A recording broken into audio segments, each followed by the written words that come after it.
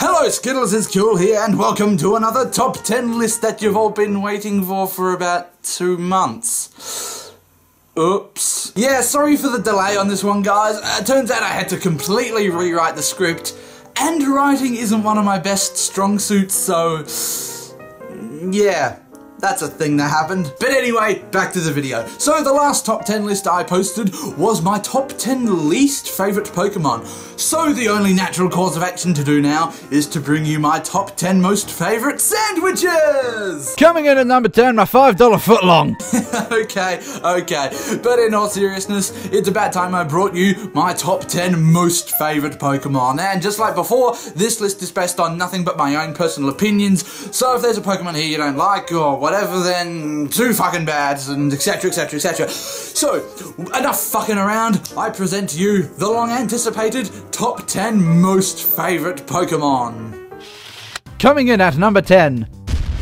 Turtwig and its evolution line. As I've said numerous times before, Pokemon Diamond and Pearl were the first Pokemon games I ever played. And when I booted up the game for the first time and chose my starter, I'm pretty sure you can guess which one I picked. You can guess, right? You can. Because if you can't, then you're a fucking idiot. To be honest, I can't even remember why I picked him in the first place. At the time, it just seemed like the one I liked the most. Apart from that flaming monkey, man, that monkey is flaming! But regardless, Turtwig stands as my first and favourite starter of all time, and has a special place in my heart for that very reason. Coming in at number 9. Golurk. Like most people on the internet, I love giant robots. Growing up as a kid, I used to watch a lot of giant robot shows. Hell, I even liked the Michael Bay Transformers movies. Well, at least the first two anyway. And Golurk is basically the Pokemon equivalent of a giant robot. And it's also one of the few non-flying type Pokemon that can use fly. Now isn't that fancy? All in all, Golurk is a really cool Pokemon, and it's one of the very few Generation 5 Pokemon that I actually like. Speaking of which, coming in at number 8, Throw. What's this? 2 Generation 5 Pokemon in a row?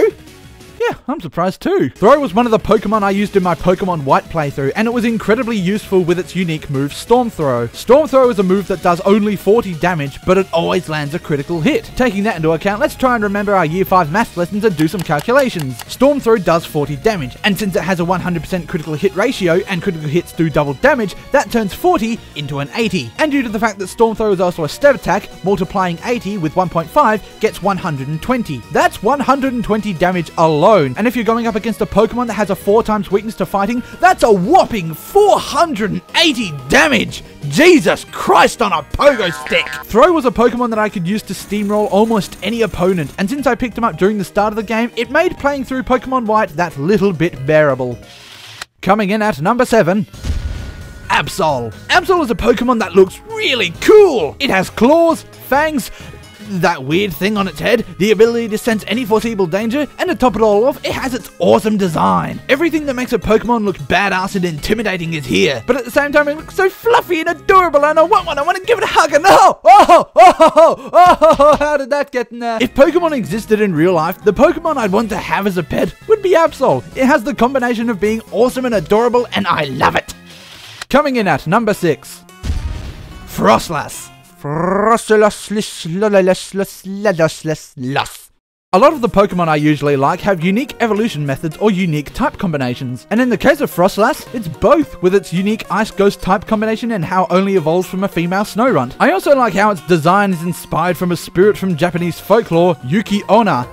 I hope I'm saying that right. There's not much else I can really say about Frostlass, apart from she's just a really cool Pokemon.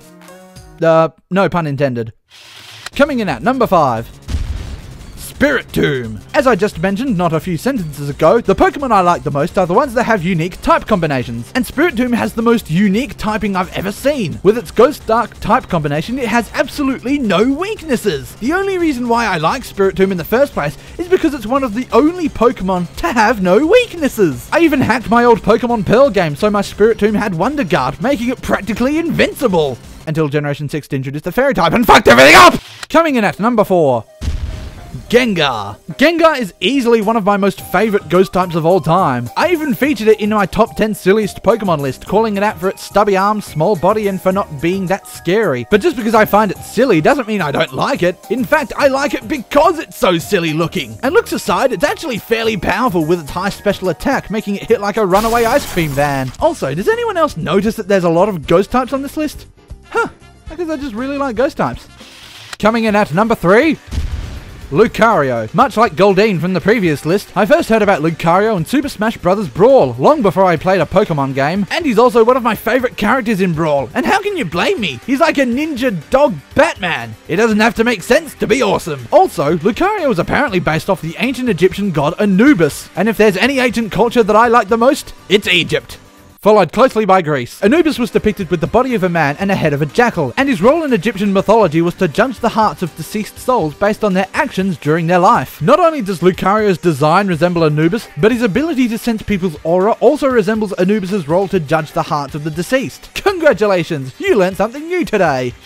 Coming in at number 2, Crobat. Now gather around the campfire, children, because this one requires a long, detailed story. Back in the days of Diamond and Pearl, I set myself a task of collecting hard-to-obtain Pokemon. You know, the kind of Pokemon that required using certain methods to evolve rather than simply leveling or stuffing cupcakes down their gob. It was at this time where I learned about Golbat's evolution to Crobat, so I caught myself a Golbat in Turnback Cave and set myself to work. However, since the Golbat I caught was already high-leveled, it was going to be very time-consuming to raise its happiness to a substantial amount. And as time went on, Golbat started to warm up to me. But at the same time, I too was warming up to Golbat. I started using her more often for battling and not just for grinding, and she was also exceptionally useful for dealing with a certain legendary Pokemon. You know who you are! And after all the long days and nights of training and grinding, finally witnessing Golbat evolve into Crobat was one of the most satisfying and happiest moments of gaming for me. Long story short, Crobat loves me and I love her. And at the end of the day, that's what Pokemon is all about.